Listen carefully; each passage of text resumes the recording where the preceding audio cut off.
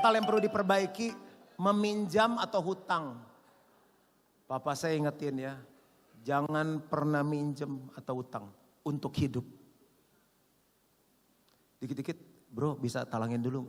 Gimana orang mau respect sama kita? Gimana orang mau memberi? Kita kan punya anak. Malu gak kalau anak kita kiri kanan ngutang? Warung teh botol ngutang, beras ngutang, semua ngutang. Kita lewat, tuh papanya anaknya suka ngutang. Kan malu. Makanya saya gak ngajarin yang indah-indah, ini mentalitas. Kamu ketahu. Gak apa-apa. Yang lama kita tinggalkan, kita mulai dengan yang ku telah mati. Sama-sama. Dan tinggalkan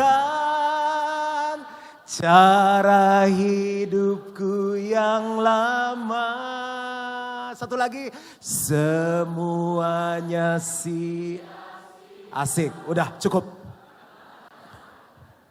Yang kelima, menggunakan orang. Using people. Jangan suka nembak rapat Natal nih. Kan macam-macam kan, ada yang punya restoran, punya ini. Duh gimana nih ya untuk konsumsi Natal? Ada yang punya restoran nih di sini gitu ngomongnya. Aduh nggak ada wibawa banget, nggak ada kelas. Bro gimana bro, 1000 box bro. Ya di depan orang-orang kan dia malu. Udah deh jangan nembak-nembak gitu. Di gereja kita tuh ada penyanyi. Kalau kita bikin acara apa, saya bilang ini, tanya profesional ya, fee-nya berapa? Oh jangan-jangan, tetap bayar. Masalah dia mau balikin, itu urusan dia. Gitu dong, kelas.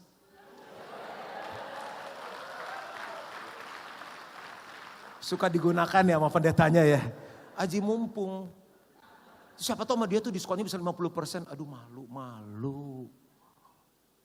Makanya nama gereja banyak rusak. Yang keenam, mental miskin. Orang kaya pun ada yang mental miskin. Contohnya pas selalu kekurangan gak pernah cukup. Itu orang kaya bermental miskin. Tapi ada orang miskin yang benar mentalnya miskin. Contohnya apa Pak? Mental itu keluar lewat perkataan dan tindakan. Anak mudanya bilang ini, pendeta kita bikin retret dong camp. Udah 7 tahun nih gak camp. Duitnya dari mana? Gitu. Setiap kali nanya, duitnya dari mana? Orang tuh langsung gini. Terus kan ide-ide jadi mati. Karena setiap kali ngomong, Pak kan musiknya udah kekeleng rombeng. Pak beli keyboard dong. Duitnya dari mana? Nggak ada budget. Duitnya dari mana? Nggak ada budget. Jadi orang mau kreatif di gereja males. Karena jawabannya apa? Duitnya mana? Duitnya mana? Terjadi sesuai dengan perkataannya itu. Jadi kalau ada kebutuhan, bilang gini, mau retret di mana? Budgetnya berapa? Kamu udah cek tempatnya bagus? Oke, kasih proposalnya sama Om. Kan pendetanya gitu kan. Jadi bisa Om. Oke, Om doa, Om siapkan. Paling bagus jangan mendadak. Mungkin dipersiapkan setahun, jadi kita bisa nabungin. Tapi kan lampunya hijau kan. Selama setahun itu kan mereka muji Tuhannya lebih sungguh-sungguh. Nyuci WC-nya kan lebih sungguh-sungguh. Kerja buat tuh ada pengharapan. Om beli keyboard Om, ini nadanya kan, misalnya kan do re mi fa sol la si do, ini udah do, jadi do semua Om aja, do. Oh gitu, pantas Tuhan nggak hadir ya. Oke. Berapa? Kalau kan kita kaget dong, denger keyboard kan 20-an juta, 20 juta apa? Jangan dulu, tenang, kelas. Berapa? 20 juta. Itu udah paling mahal. Kalau menurut Om, sekalian beli yang bagus. Ingat, kita harus the best untuk Tuhan. Sembari di hati kita bahasa roh, sikata raba-raba, begitu. Ini ketawa pada mau bertobat gak? Awas yang ngomongnya, uangnya dari mana? Bikin malu surga. Selama program untuk jiwa-jiwa, bisa. Om bawa dalam doa, kasih Om waktu. Begitu. Coba tepuk tangan yang benar gimana untuk Tuhan. Itu mentalitas.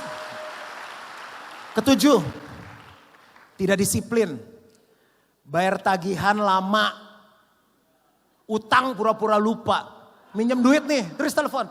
Bro, sorry yang itu hari lu pinjem udah bisa. Yang mana ya? Bisa gitu loh. Kalau sharing Alkitab gak ada yang lupa dari kejadian Wahyu. Diingetin utang. Yang mana? Oh gue pernah ngutang ya. Gigit. Orang Kristen kayak gitu. Birokrasi sulit. Kalau rapat bahas uang lama. Ke sinode gak bayar uang. Mana ketua BPD kita? Ini saksi nih Pak. Lihat laporan keuangan kemarin Gilgal nomor berapa. Nggak pernah satupun kita absen bayar perpuluhan dengan benar. Bukan iuran, perpuluhan. Dengan benar. Tuhan mau kita lawan. Kita cipuain, kita hitung-hitung. Dipotong dulu jadi misi dulu. Diakonnya dulu. Itu kan kayak orang terima gaji. Om, kalau aku gajinya 1 juta om. Langsung perpuluhin 100.000 atau gini dulu. Potong apa saya bilang? Parkir kan om, bayar kos-kosan, siampo, celana dalam, BH. Ya udah lah gak usah aja bayar semuanya. Kasih Tuhan daun terakhir. Nah yang gak kelihatan itulah yang jarang dibahas. Saya sih udah opan-opanan aja. Risiko diputuskan hubungan sama ginting pun aku udah terima. Yang penting margaku kan sudah ginting tadi.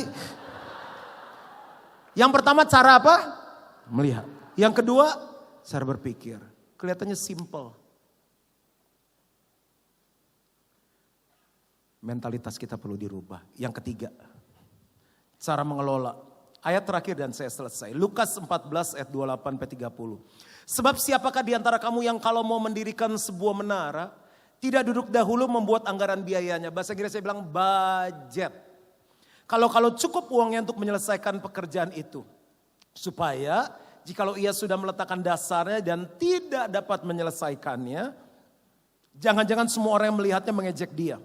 Sambil berkata, orang itu mulai mendirikan tetapi ia tidak sanggup menyelesaikannya. Jadi bicara mengenai budget, kita mesti bikin yang namanya planning. Jadi di gereja kami mulai dari uangnya cuma 1 juta, kita udah diajarin bikin budget. Tahun depan kan tahun 2020. Tadi kan ada 5 departemen kan yang saya bahas di depan. Jadi bulan September ini rencana kerja tahun 2020 sudah harus rapi disusun. Mau bikin retret, mau bikin kelas pernikahan, mau bikin acara pengerja, mau bikin KKR, semua udah masing-masing ngajuin budget. Selama 1 bulan Oktober kita kaji, kita lihat tren keuangan sebelumnya. Keuangan kita naik, standar atau menurun. Lalu setelah Oktober kita tahu keuangan kita mulai meramalkan tahun depan anggap aja sama apa yang teman-teman ajukan ini bisa tertutupin atau tidak. Bulan November saya ketok palu, setuju. Yang ini tolong dikurangin 10%, ini terlalu tinggi. Ini masih bisa dihemat. Ketok palu November, dari situ kita mulai semua uang yang masuk nggak lari sembarangan untuk memenuhi budget itu. Setiap tahun kita buat untuk 2020, November 2019 sudah rapi. Persen-sennya detail. Duitnya banyak ya Pak? Mulai dari 1 juta kita dibuat itu. Waktu 1 juta kan gak ada duit, tapi sudah punya planning. Where there is vision, there will be provision. Waktu visinya jelas ada rencana, Bapak di surga bilang, malaikat proyeknya bagus, supply dana. Gak tahu tuh Tuhan buka dari mana. Selalu ada mujizat. Itu yang namanya planning. Yang kedua ada bikin budget. Saya akan bahas ini dan ini terakhir. 2 macam budget. Yang pertama untuk menjawab kebutuhan planning yang sudah di set tadi. Kan saya cerita ada beberapa budget. Jadi ada beberapa planning. Nah budgetnya kita arahkan untuk memenuhi rencana itu. Tapi yang saya mau bahas yang kedua. Mengatur keuangan yang rutin diterima. Saya gambar di sini aja ya. Itu boleh dimatikan, ganti ini aja. Saya udah hafal. Jadi lebih jelas. Ini macam-macam pengajaran, doktrin. Memang benar kita yang menginjil, kita yang melayani hidup dari pelayanannya. Itu kita sepakati bersama. Tapi dari awal kita sudah bilang begini, bahwa kita bukan hamba uang. Ini yang kami terapkan di gereja. Jadi kita hidup secukupnya, sisanya untuk pelebaran kerajaan Allah. Malah di awal gereja berdiri bertahun-tahun, kita seringkali berkorban, kebutuhan gereja dulu, kita nggak terima apa-apa. Jadi setiap kali masuk keuangan 100%,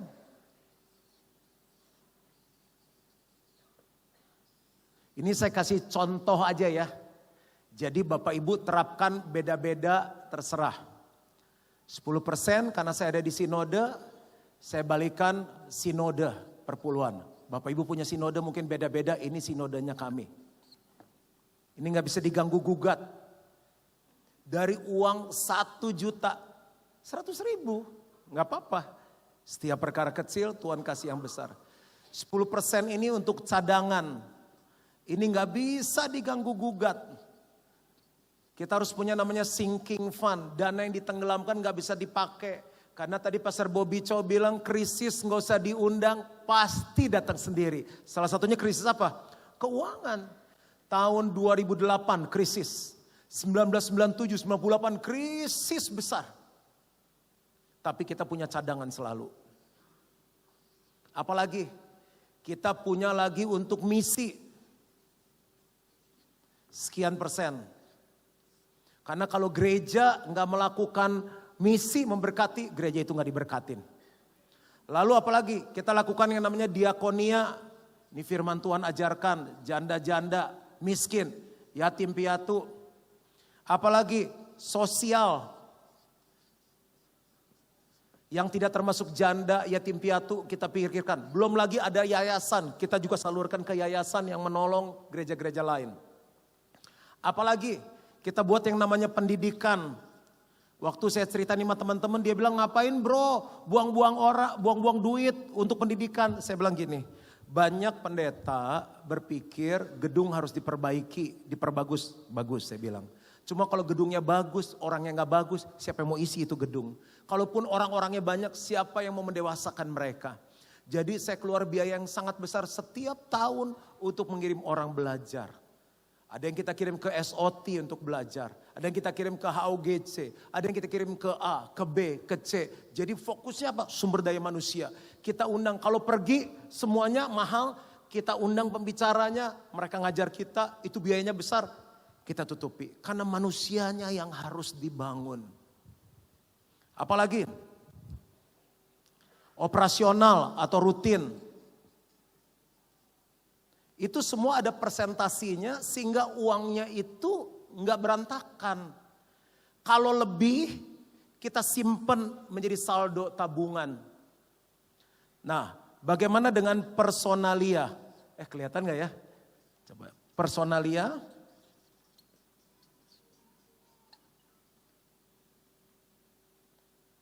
Personalia bagaimana ngaturnya? Saya kasih contoh ya. Misalnya perpuluhannya 100 juta. Personalianya misalnya kita ambil 30%.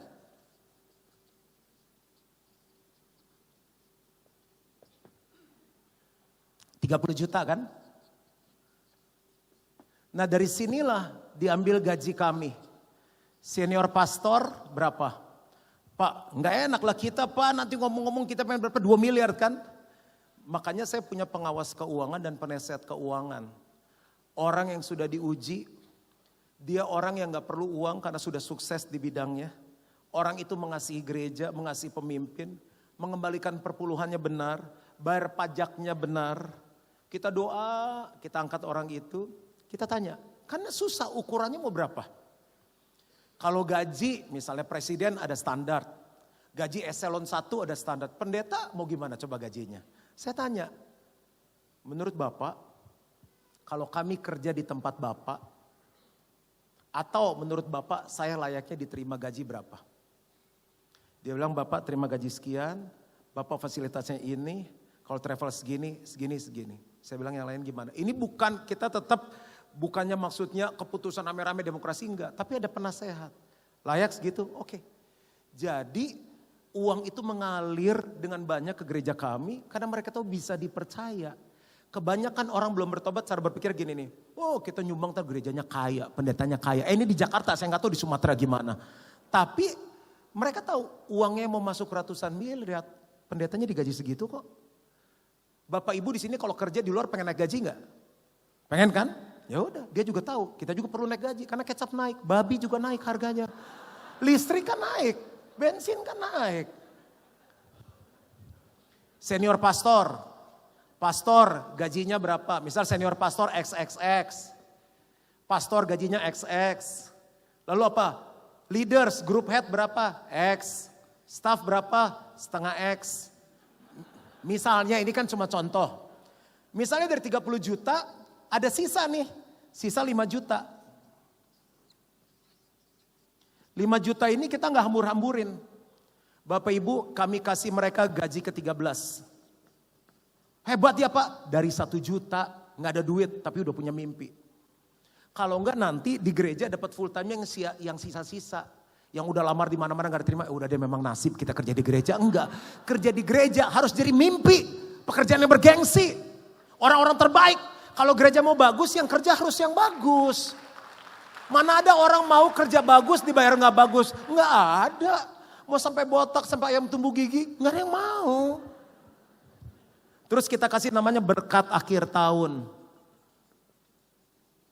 BAT, berkat akhir tahun.